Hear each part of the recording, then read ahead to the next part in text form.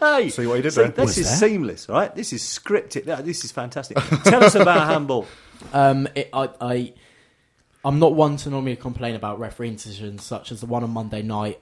I don't see how we can really complain about that. Whoa. The one on Saturday, however, was ridiculous. If the referee can't see it, I don't see how fourth official or linesmen have not seen the fact. If the fact that it's gone out for a corner, where did it hit? Is hit his hand, and you have to give a penalty. He couldn't have stretched any more if he tried. Cracking save, though. It was a great save. Cracking save. Yeah, Ian would have been. And we might as well say it because Gers isn't here tonight. But their idiot of a manager who doesn't dress very well either, him coming out with a comment of it was clearly ball to hand after the game was the most ridiculous thing. Sorry, a little late. Yeah, Most ridiculous thing I think I've ever heard in my life. Ball to hand. This annoys me, this whole ball to hand thing, because if it is ball to hand and he says he didn't mean to do it, he's in such an unnatural position that it shouldn't matter. Yeah. It shouldn't matter at all. It used to be nice and straightforward. If you controlled the ball with your hand, deliberate or not, that was handball. Yep. That's the way it goes, and it's such a shame it's not like that because I understood it then, and I don't understand it now. Well, yeah, because now it's down to referee discretion, and some referees might turn around and say, "Oh, we couldn't get out of the way," but then other ones turn around and it hits them from a yard away, and it's a penalty. So how are you meant to? You don't instantly walk on. What was that? 89th minute? Yeah, it's late. It was really late, wasn't it? We were probably even pushing into injury time at the time. But you don't then, a minute later, walk off the pitch and walk up to the opposition, to the home manager and say, sorry about that, lad, missed it. Yeah, I had that on the radio. Yeah, Robbo said, didn't he, that he admitted he got it wrong. And I like it when referees are honest, etc. But yeah, that must have been a bit of an awkward conversation. I wouldn't like to tell Robbo that I got it wrong. I mean, I must say that although I'd take us getting battered every week if it meant that we won, if we got promotion, but I thought a 0-0 was an even game.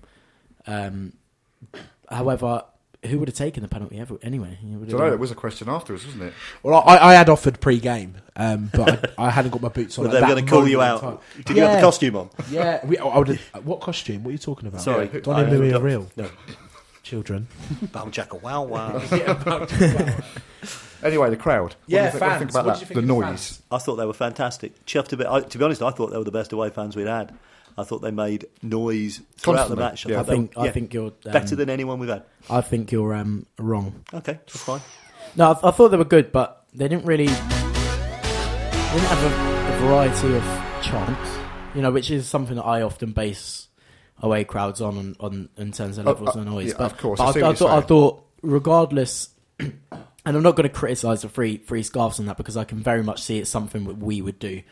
But not just that, is I think that they've gone through the effort to make it good for an atmosphere, and I thought it helped, especially at the start of the game. It's not often that you'd have a scarf off, and I thought it worked. And we did quite well with that. We did do quite well, actually. Looking across the cowshed, I was at times I was a little disappointed with our fans, and I don't like to say that because obviously I know people are trying, and many of us sitting in this room and others listening at home. That was quite a radio plug, wasn't it? That's good. Thank you.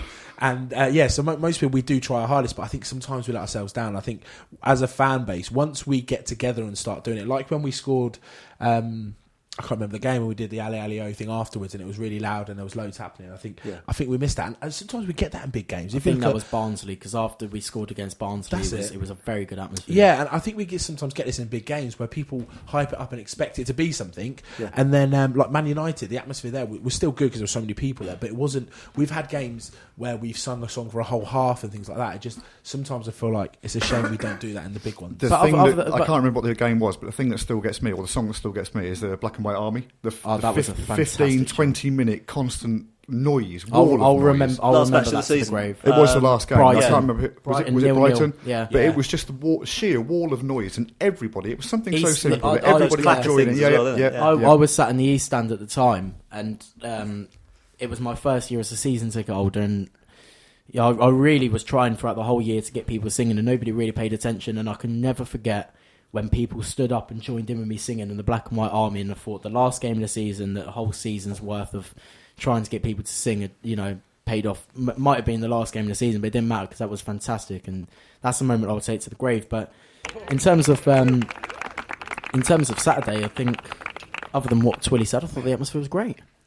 I think there's a link. I think there's a link between keeping it simple and not having loads of different chants and getting loads of people joining in. Yeah. I think they got it just right. It's that thing where if you've got people who aren't used to coming, you make it as easy as possible and as repetitive as possible. I must also say it, and I'll say it on the on air because I would like to know if people agree. But I'm not going to name his name in case he doesn't want to be named. But Don's drummer, please bang it harder and faster.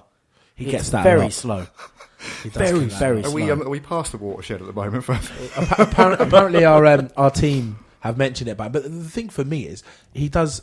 Don't get me wrong. There's some times where maybe we all think it could be a bit better, but the kid, to be fair, it's not down to him. It's not the atmosphere is not down to him. Yeah, but I think I do get what you're saying, and we've had a few people. I did the jump for a little bit when I was younger, and it is difficult. Me too. So I do get what you're saying. I think maybe we need a group of drummers. I might bring in. I'm going to be difficult again on this one and say most of the time I think our chants don't last for as long as they could because the pace is too quick.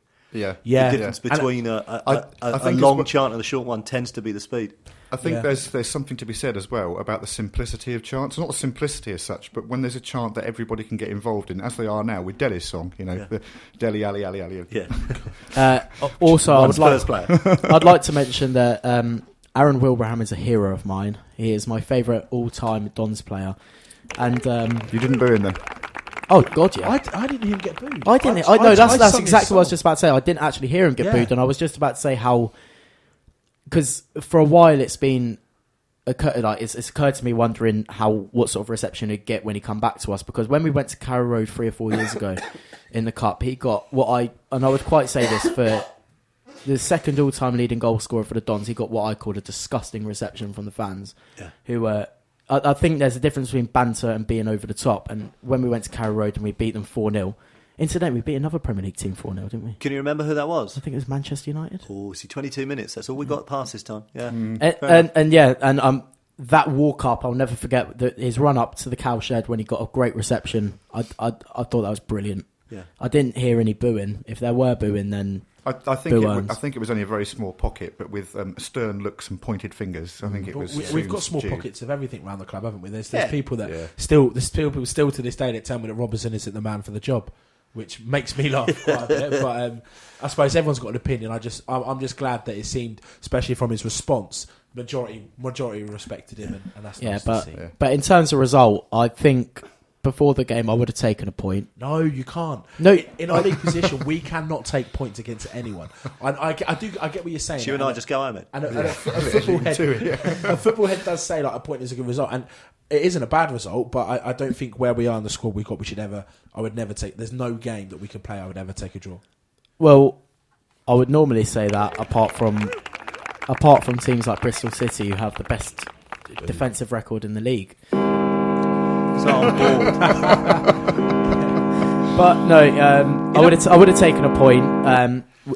We probably should have won the game because I thought we were in their box more than they were in ours.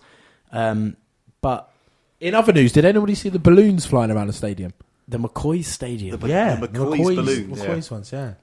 No, was there something? Well, I saw some black balloons. Were they good? Do you know what? Gave me a good 20-30 seconds of entertainment. Okay, that's good. I'm not going to lie, and I did tweet about it, so yeah, there we are. Bristol City. So tune in for Twilley's balloon tweets. We need another feature. Crisp every Tuesday night. Wrong. All right, we probably need to think about promoting another show or something like that. So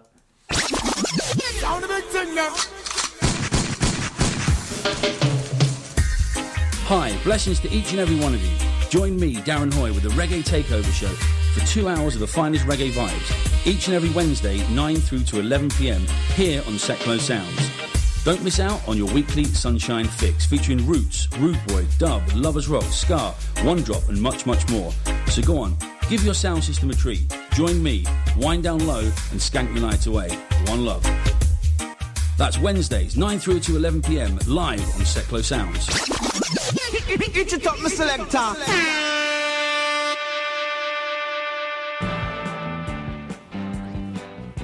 What's next? If you come closer to the speaker on your radiogram, then you can probably smell the excitement. We've got the poll that everyone is talking about. It's this week's Lisa or Carolyn. Where you get the Lisa or Carolyn, yeah. Where you get the Carolyn or Carolyn, yeah. Okay. No I'm a Lisa there. fan, so I can't be too close. where you get the opportunity to place your vote. We'll hear more from the gutter, a joke by a nutter, and something to do with butter. Spread it around. You know you want to. Excellent. Thank you very much.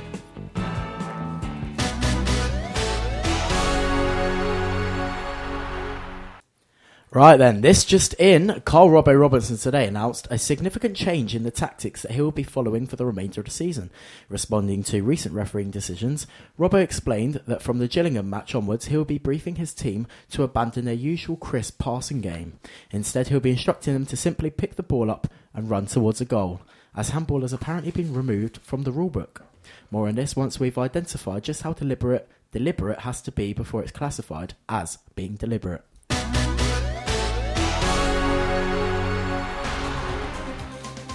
Okay, we've had some more texts coming in. David from Oxford says, you wouldn't believe it if I told you, so I'm not going to even bother. Good man, David. And Kevin from Bath says, don't be disheartened, Bradford was nothing but a setback. This is our season. I think the word is champions, isn't it? Champions.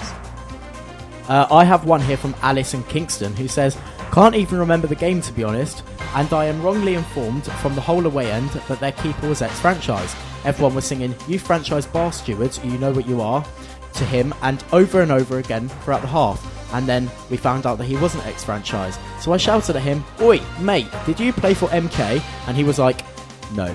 And then I googled it and found out that I was wrong. Can I just say just quickly, that's at least 3 texts. I think she's taking the Michael by... I think it's very true. She's hogging the airwaves. Not fair. Anyway, Monica from Krakow says, come on you Dons. Lisa from Kingston simply says Carolyn. And Carolyn from Monkston simply says Lisa, which I think is really nice. Excellent. Well, you know, that's solidarity. Sisterly love. Okay, we probably need to tell people how they can send us messages and things. Can you tell us? Yep, I can. You can contact us by not being able to get the lyrics from a 1981 hit by Ottawa out of your head, or you can use more conventional methods. Stuck now, isn't it? It is, yeah. The whole world. You can contact us on Facebook. Oh, not that one. We're at facebook.com/the MooCamp, and you can tweet us using the hashtag the MooCamp during the show. You can email us at radio@moocamp.com. You can text 80085, but remember to start your message with hands up, baby, hands up, or else it won't reach us. Or you can text direct to the studio on 07848 930 396. I'm trying to find the track and I can't find it. I don't get this system, I don't understand it. But thank you very much. Right, listen, we don't have a theme song or anything for this yet, but as you know, every poll's a goal, and this one is the poll that everyone's talking about. It's simple, Lisa or Carolyn. To vote for Lisa, you text, tweet, Facebook, or email the word Lisa. To vote for Carolyn, text, tweet, Facebook, or email the word Carolyn. We'll keep you up to date with the votes throughout the show, so don't be shy, get involved and have your say.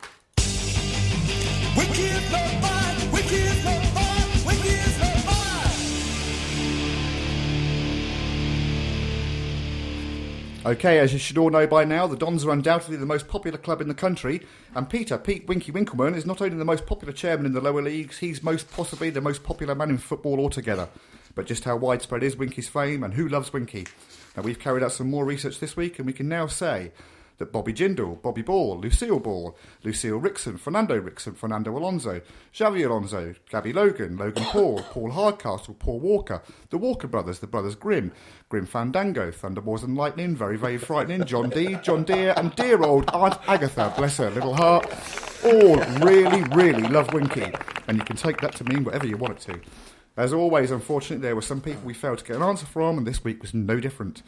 New York City Mayor Bill de Blasio was too busy shouting Juno, Blizzard, Thundersnow and shut it down now to answer. And Micah Daguela was too far behind the phone to answer it on time, had to listen to the message on his answer phone and is currently formulating a response to us, although no doubt that will arrive long after this show is finished. Thank you very much. Joke of the week. We've got a special joke of the week this week in that we've got 2 of them, and this just shows the disturbing sense of synchronicity Very disturbing. that's taking place between Modders and I, because we managed to both write the same joke at the same time last night. I'll do the first one. What's orange and brown and goes up and down? We don't know. What's orange and brown and goes up and down? Dean Lewington in a lift after the Bradford match. And what's orange and red, but completely covered in brown? I don't know. What's What is orange and red, but completely covered in brown? Dean Lewington in a home strip after playing at Bradford. You see, that's